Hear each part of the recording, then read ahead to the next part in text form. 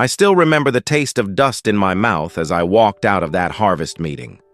The community center had been packed with every farmer in the county, their voices echoing off the wooden walls as they discussed the upcoming season. I'd come with hope, maybe even a little pride, thinking my 40 years of experience might count for something. Traditional methods, they called my techniques. But their tone made it clear they meant something else entirely. Old-fashioned, backward, useless. Marcus Wellington, with his 1,000-acre spread and shiny new equipment, had stood up first. His voice carried that particular brand of arrogance that comes with inherited wealth and modern machinery. "We can't afford to coddle outdated practices anymore," he'd announced, his eyes finding mine across the room. "Some folks need to accept that their time has passed." The murmurs of agreement rippled through the crowd like wind through wheat. Sarah Chen, who'd bought the Morrison place 3 years back, nodded enthusiastically. "We're implementing precision agriculture now. GPS-guided everything. These old-school methods just can't compete." I'd tried to speak up, to explain that my grandfather's rotation system had sustained our land for generations, that there was wisdom in working with nature instead of against it. But my voice was drowned out by their laughter, their dismissive waves, their turning backs. The worst part wasn't the mockery. It was the pity in some of their eyes, the way they looked at me like I was some relic from a bygone era, too stubborn to adapt to the modern world. So I left, my boots echoing on the wooden floor as I walked toward the door, their voices fading behind me like a bad dream. The drive home felt longer than usual, every mile stretching out like the years I'd spent building my reputation in this community. My old pickup truck rattled over the familiar roads, past fields that would soon be planted with the latest genetically modified seeds, tended by machines that cost more than my entire operation. Back at my farm, I sat on the porch steps and looked out at my modest 100 acres. The barn needed paint, the fence posts were weathered gray, and my equipment bore the honest scars of decades of use. To someone like Marcus Wellington, it probably did look like a museum piece. But I knew every inch of this soil. I knew which fields drained poorly in spring, which corners caught the morning sun just right, where the beneficial insects liked to nest. My grandfather had taught me to read the land like a book, and his grandfather had taught him. 4 generations of accumulated wisdom, dismissed in a single evening. My wife Emma found me there as the sun was setting, painting the sky in shades of orange and pink. She didn't say anything at first, just sat beside me on the steps, her presence a comfort after the harsh words of the meeting. "They'll learn," she finally said, her voice quiet but certain. "Pride comes before the fall, and some of those folks have more pride than sense." I wanted to believe her, but the sting of humiliation was still fresh. In a community where reputation meant everything, I felt like I'd lost mine in the span of a single evening. The phone hadn't rung once since I'd gotten home. No one wanted advice from the old-fashioned farmer anymore. Despite everything, the work had to continue. Spring planting waited for no one, and I had bills to pay regardless of what the county's elite farmers thought of my methods. I spent the following weeks preparing my fields the way my grandfather had taught me, the way his grandfather had taught him. While my neighbors invested in the latest seed varieties and chemical treatments, I stuck to my heritage seeds, carefully saved from the best plants of previous years. I prepared my compost piles, mixed from farm waste and aged manure, rich with the kind of nutrients that couldn't be bought in a bag. The other farmers drove past in their air-conditioned tractors, their GPS systems guiding them in perfectly straight lines. Sometimes they'd slow down, pointing at my operation with what I imagined was amusement. The old man and his old ways, still trying to farm like it was 1950. I planted my corn in the traditional pattern my grandfather had shown me, leaving space for beneficial plants that would naturally repel pests and enrich the soil. My beans went in next to the corn, their roots fixing nitrogen that would feed both crops. Squash spread between the rows, its broad leaves shading the soil and conserving moisture. It was called the Three Sisters method, and it had fed Native American communities for thousands of years. But try explaining that to farmers who measured success in bushels per acre and profit margins. They saw inefficiency where I saw sustainability, waste where I saw wisdom. Emma helped when she could, her faith in our methods never wavering even when mine did. "Your grandfather's farm fed this family through the Depression," she reminded me one evening as we watched the first green shoots emerge from the soil. By late spring, the differences between my farm and my neighbors were becoming apparent. Their fields showed the uniform green of modern agriculture, row upon row of identical plants marching across the landscape in perfect formation. It was impressive in its own way, a testament to human engineering and scientific precision. My fields looked different, messier, some might say. The Three Sisters created a tapestry of textures and heights, corn stalks reaching skyward, while beans climbed their sturdy stems and squash spread across the ground below. To the untrained eye, it might have looked chaotic, but I could see what others missed: the beneficial insects that made their homes in the diverse plantings, the way the soil stayed moist and cool under the squash leaves, the rich, dark earth that came from years of careful composting and crop rotation. Marcus Wellington drove by one morning in his new pickup, slowing down to survey my fields. I was checking the corn for signs of pest damage when he rolled down his window. "Looks like you're growing a jungle over there, Tom," he called out, his tone carrying that familiar note of condescension. "Hope you're not planning to enter the yield competition this year." I straightened up, meeting his gaze across the fence. "Just growing food, Marcus. Same as always." He laughed, shaking his head. "Well, good luck with that. The rest of us will be setting records this year with the new varieties. Science beats superstition every time." As his truck disappeared down the road, I returned to my inspection. The corn looked healthy, the leaves a deep green that spoke of good nutrition. But more importantly, I could see the complex ecosystem developing around my crops. Ladybugs hunting aphids, spiders controlling pest populations, beneficial bacteria enriching the soil. It was a system that had evolved over millennia, and I was just its caretaker. The call came on a Tuesday morning in early June. Dr. Patricia Reeves from the County Extension Office sounded worried, her usually calm voice tight with concern. "Tom, we've got a problem developing. I'm seeing reports of a new blight affecting corn crops across 3 counties. It's spreading fast, and we're not sure what we're dealing with yet." I set down my coffee cup, giving her my full attention. "What kind of symptoms?" "Yellowing leaves, brown spots, rapid wilting. It's not responding to any of the standard fungicides. The university lab is running tests, but so far they're stumped. I wanted to give you a heads up since your operation is different from the others." Different. That was a polite way of saying old-fashioned, but I appreciated her diplomacy. "Any idea where it started?" First reports came from the Wellington farm. 300 acres showing symptoms as of yesterday. Sarah Chen's place is starting to show signs, too. Tom, I've never seen anything move this fast. After hanging up, I walked out to check my own fields. The corn stood tall and healthy, the morning sun catching the dew on the broad leaves. No signs of yellowing, no brown spots, no wilting. But I knew that could change quickly if this blight was as aggressive as Dr. Reeves suggested. I spent the rest of the day examining every plant, looking for the earliest signs of disease. My grandfather had taught me to read the subtle language of growing things, to spot trouble before it became obvious. The corn whispered its secrets to those who knew how to listen. By evening, I was cautiously optimistic. Whatever was affecting my neighbors' crops hadn't reached my fields yet. Maybe the diverse plantings provided some protection, or perhaps the healthy soil gave my plants the strength to resist infection. Within a week, the blight had become the only topic of conversation in town. The coffee shop buzzed with worried voices, farmers comparing notes and sharing increasingly desperate theories. Some blamed the weather, others suspected contaminated seed stock.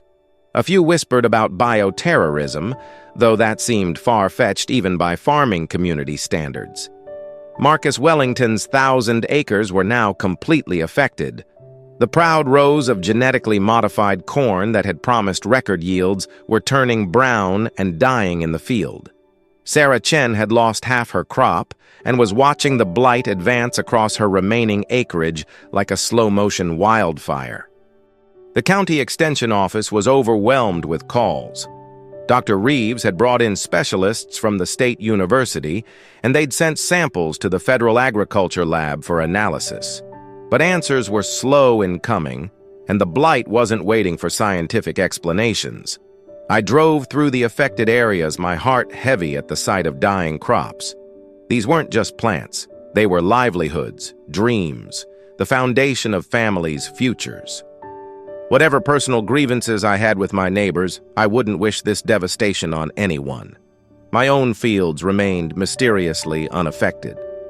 The three sisters continued their ancient dance, corn reaching toward the sky while beans and squash flourished below.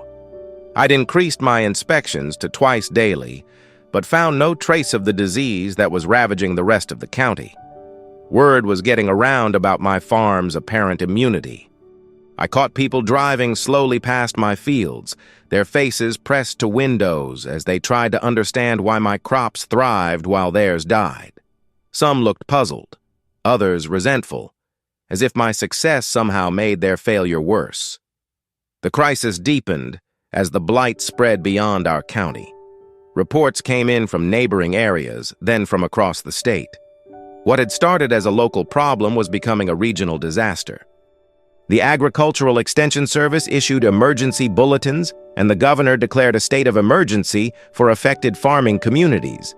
Desperate farmers tried everything.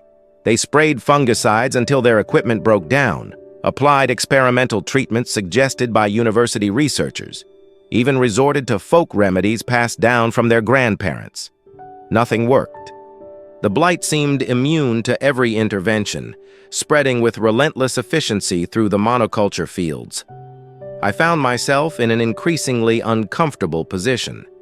My farm had become a green island in a sea of brown devastation, and people were starting to ask questions I wasn't sure how to answer. How could my old-fashioned methods succeed where modern science had failed? Dr. Reeves visited my farm on a Thursday afternoon, bringing two specialists from the state university. They walked my fields with the intensity of detectives examining a crime scene, taking soil samples and photographing everything from root systems to leaf structures. "Tom, I have to ask," Dr. Reeves said as we stood in the middle of my thriving cornfield. "Have you done anything different this year? Any new treatments, different seeds, anything that might explain this?" I shook my head. "Same methods I've used for 40 years. Same heritage seeds my grandfather saved. Same compost recipe, same planting patterns, nothing's changed." One of the university specialists, a young man with expensive equipment and an advanced degree, looked skeptical. "There has to be something. Diseases don't just skip over farms randomly. There's always a scientific explanation." But sometimes, I thought, the explanation is older than science itself. By mid-July, the situation had become critical. Entire farming operations were facing bankruptcy as their crops withered in the fields. The local bank had called an emergency meeting to discuss loan extensions and disaster relief options. The community that had once been proud of its agricultural heritage was watching that heritage die before their eyes. Marcus Wellington was among the hardest hit. His investment in the latest technology and premium seed varieties had backfired spectacularly. The monoculture that had promised efficiency had instead provided the perfect conditions for the blight to spread. His 1,000 acres of identical plants had fallen like dominoes, one row after another succumbing to the relentless disease. I saw him at the feed store one morning, his usual confident demeanor replaced by something I'd never seen before. Defeat. His clothes were wrinkled, his face unshaven, and his eyes held the hollow look of a man watching his life's work crumble. "Tom, he said, approaching me hesitantly. I heard your crops are that you haven't been affected. I nodded, unsure where this conversation was heading. So far, so good. He looked around the store, making sure no one else was listening. I don't suppose you'd be willing to share what you're doing differently. I mean, I know we haven't always seen eye to eye, but the irony wasn't lost on me. The man who had publicly dismissed my methods was now asking for my help. But there was no satisfaction in his desperation, only sadness at seeing a fellow farmer brought low. It's not what I'm doing, I told him quietly. It's what I'm not doing. Sometimes the old ways work because they've had time to prove themselves. He stared at me for a long moment, then nodded slowly and walked away without another word. The breakthrough came from an unexpected source. Dr. Jennifer Walsh, a plant pathologist from the Federal Agriculture Lab, arrived in our county with news that would change everything. She'd been studying the blight samples for weeks, and her findings were both illuminating and troubling. This isn't a natural disease, she announced at an emergency meeting in the same community center where I'd been humiliated months earlier. It's a genetically modified pathogen, specifically designed to target the genetic markers present in most commercial corn varieties. The room erupted in shocked murmurs. Someone asked the question everyone was thinking. Are you saying this was intentional? Dr. Walsh held up her hand for quiet. We're still investigating the source, but the evidence suggests this pathogen was engineered to exploit the genetic uniformity of modern commercial crops. It's incredibly sophisticated, able to overcome most fungicide treatments and spread rapidly through monoculture plantings. I felt a chill run down my spine as the implications became clear. The very efficiency that modern agriculture prized, the genetic uniformity, the large-scale monocultures, the standardized growing methods, had made the crops vulnerable to this engineered threat. The good news, Dr. Walsh continued, is that heritage varieties and diverse plantings appear to be naturally resistant. The genetic diversity provides protection that uniform crops simply don't have.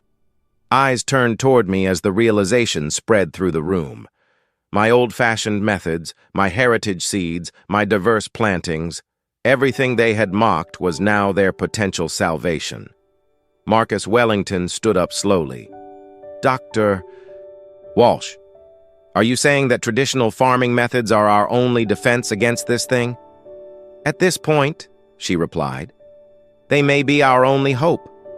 They came to my farm the next morning, a delegation of the same farmers who had dismissed me months earlier. Marcus Wellington led the group, his pride visibly struggling with necessity. Sarah Chen was there too, along with a dozen others whose names I knew from years of community meetings and harvest festivals. I was checking my bean plants when I saw their vehicles coming up the drive.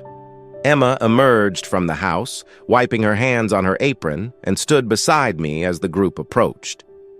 The morning sun cast long shadows across my healthy fields, a stark contrast to the devastation visible in the distance. Marcus stepped forward, his hat in his hands. Tom, we need to talk. I nodded toward the porch. Let's sit in the shade. The conversation that followed was unlike any I'd ever had with these people. Gone was the condescension, the dismissive attitude, the assumption that newer was always better. In its place was a humility born of desperation and a growing understanding that their modern methods had failed them when they needed them most. We were wrong, Sarah Chen said, her voice barely above a whisper. About your methods. About the value of traditional farming. We let our pride blind us to wisdom that's been proven over generations. Marcus cleared his throat. Tom, we're facing complete crop failure. Our families, our farms, everything we've worked for is at risk. We need your help. I looked out at my thriving fields, then back at the faces of my neighbors. These were good people who had made a mistake, seduced by the promise of technology and efficiency at the expense of resilience and wisdom. What exactly are you asking? I said, though I already knew the answer. We need your seeds, Marcus replied. Your heritage varieties, your planting methods, your knowledge. We're willing to pay whatever you think is fair." The negotiation took place in my kitchen, around the same wooden table where my grandfather had planned his crops and my father had calculated his yields. Emma served coffee and homemade biscuits while I considered the request that would have seemed impossible just months earlier. These farmers needed more than just seeds. They needed knowledge, guidance, and a complete transformation of their approach to agriculture. The heritage varieties I'd preserved wouldn't grow successfully using their current methods. The soil needed to be prepared differently, the planting patterns required understanding, and the timing was critical. "This isn't just about selling you seeds," I explained, spreading out charts and notebooks that contained decades of accumulated wisdom. "These varieties require different handling, different soil conditions, different pest management. You're asking me to teach you everything my family has learned over 4 generations." Marcus leaned forward, his business instincts still sharp despite his desperate situation. "What would that involve, and what would it cost?" I took a sip of coffee, considering my words carefully. "First, you'd need to prepare your soil properly. That means organic matter, compost, beneficial microorganisms. No chemical fertilizers, no synthetic pesticides. The heritage varieties won't tolerate that approach." Sarah Chen looked worried. "How long would that take? For optimal results? 3 to 5 years? But we can start this season with basic soil amendments and see some improvement." I opened one of my grandfather's journals, its pages yellow with age. "The real question is whether you're willing to commit to learning a completely different way of farming." The group exchanged glances. They were used to quick fixes, immediate results, technological solutions to agricultural problems. What I was proposing required patience, observation, and a willingness to work with natural systems rather than trying to dominate them. "We don't have much choice," Marcus said finally. "Name your price." I spent that evening walking my fields, thinking about what price to set for knowledge that couldn't truly be bought. How do you value 4 generations of accumulated wisdom? How do you price the preservation of heritage seeds that represented thousands of years of careful selection and adaptation?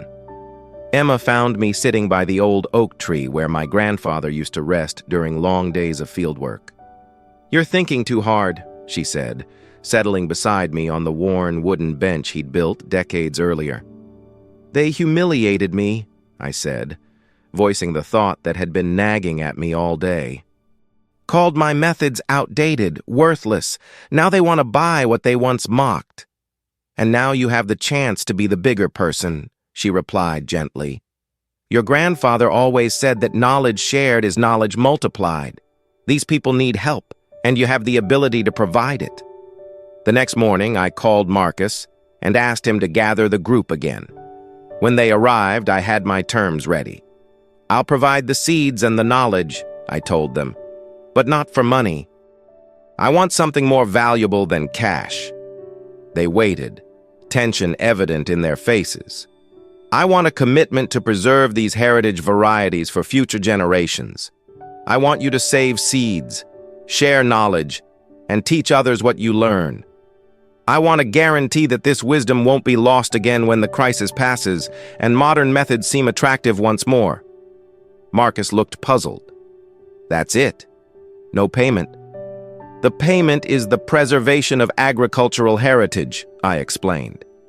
"These seeds and methods have survived because people cared enough to maintain them. I want your word that you'll do the same." Sarah Chen spoke up. "What about the immediate costs? The soil preparation, the organic amendments, the time investment?" I smiled. "I'll provide the seeds and consultation for free, but you'll need to invest in proper soil preparation, and that's not cheap. Consider it tuition for the most important education you'll ever receive." The work began immediately. I provided detailed soil testing and amendment plans for each farm, drawing on decades of experience reading the subtle signs that indicated soil health. The transformation required wasn't just agricultural, it was philosophical. Marcus Wellington's 1,000 acres became a laboratory for sustainable agriculture. We started with a 100-acre section, preparing the soil with carefully composted organic matter and beneficial microorganisms. The heritage corn varieties I provided required different spacing, different companion plants, and different timing than his previous crops. Sarah Chen embraced the Three Sisters method with an enthusiasm that surprised me.